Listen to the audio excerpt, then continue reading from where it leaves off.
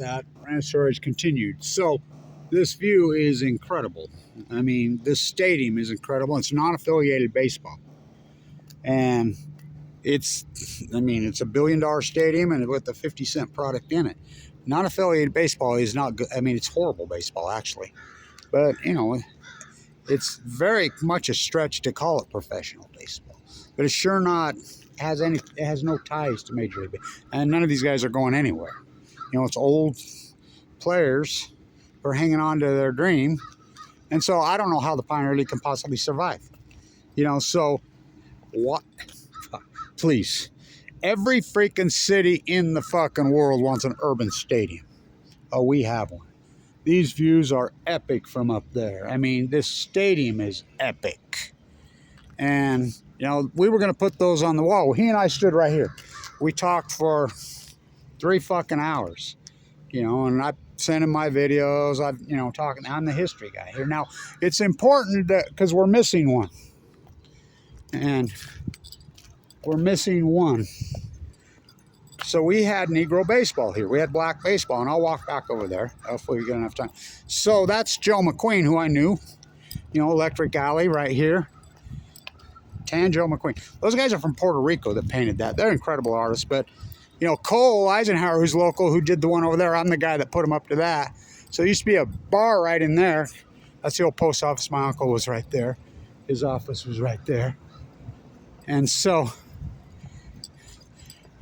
I remember in 79, I wasn't old enough to drink, but fuck, they didn't care in this town. I mean, the pseudo de facto drinking age was 15 here. I mean, I was 19. So you'd go in there, and I used to see the A's players in all the time. I'd drink with them, hang with them, you know, the things. So right here where the Marriott is, that was Electric Alley. That was still prostitution when I was a young guy. The entire city was dominated by prostitution. So I worked for George Pappas when I was young. So down there on the end of 25th Street, I was doing a plaster job for I was 18. It's all covered up by that red brick building. Should have never happened. I did all the restoration, and it had to be authentic. I just run into Kim Criswell, who owned the 25th Street Ponce Kid last night. I mean, he was talking about when I did that plaster on the back, and it looks like it's 150 years old on the corner of 25th and Wall. So I did all that. I worked on every one of these fucking buildings because I put them all back. I was the only guy who knew how. I started plastering when I was a kid. You know, I owned plaster. Authentic, built the tree in the Children's Museum, the Masonic Temple, freaking that Masonic, I hand chiseled that. I've got 10,000 of them here. Worked for every mayor except for this piece of shit Caldwell, who's the worst mayor in the history. But I got cancer, you know. So this used to be a Fiesta Mexicana. Gabrielle owned it. Fuck it, they have good food. It's all gone to hell. So this is all Electric Alley. Ogden was 100% dominated by brothels. I mean, it was all brothels. The Junction City, they came in here. It's like the Union. This was probably the most powerful Union city could have been in America, and I'll tell you why. So the Union bosses would call Ogden when they were striking in the east, the west, the north, the south, wherever, because everything had to run through Ogden, and it came back straight through Ogden. They would just call the railroad. And the railroad union was fucking giant here. Fuck, American Can in the 70s right over there. Yeah, the can. Here.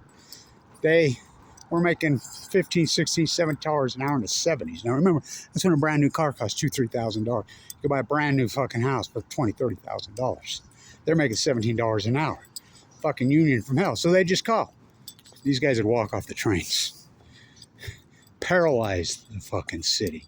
I mean, paralyzed the fucking city. I still want to buy the Rio Grande building there. Turn it into a fucking beer garden restaurant. It's perfect for it. But these buildings are all vacant. The buildings are vacant all over Ogden. Most cities have ordinances you can't. Like the Wamasaka gym, which is the old Weber State gym where Wamasaka, first player of color in the history of the NBA, born and raised right there. One national championship. It's been vacant for 20-some years. Leslie Hodson, masterpiece. So, this place, I mean, it's the Great Railroad Yard. You know, the new team, if we get a new team, I mean, what's going to happen? I don't know. But there's no way they can survive without affiliated base. The baseball is bad. It's really bad because there's not enough pitchers. These guys can hit. So it's I mean, it's a far stretch to even call it professional baseball anymore. So hopefully this camera keeps going. Fucking having, I do all the fucking Kevin Blanch, the walking, talking, Ogden Historic, but fuck, I don't get any paid. I don't get nothing. I mean, all these guys are on the dime. Everybody's got their fingers on the dime, not me.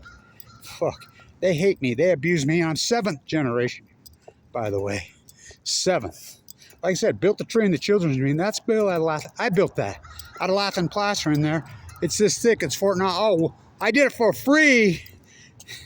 I says, and they're gonna put a name on a plaque on there. They never did. Just like the Masonic Temple, Bernie Allen, Randy Richards. I did. I saved that hand chiseled, not a crew in 2000. Hung from a rope and hand chiseled it 7 days a week, 12 hours a day.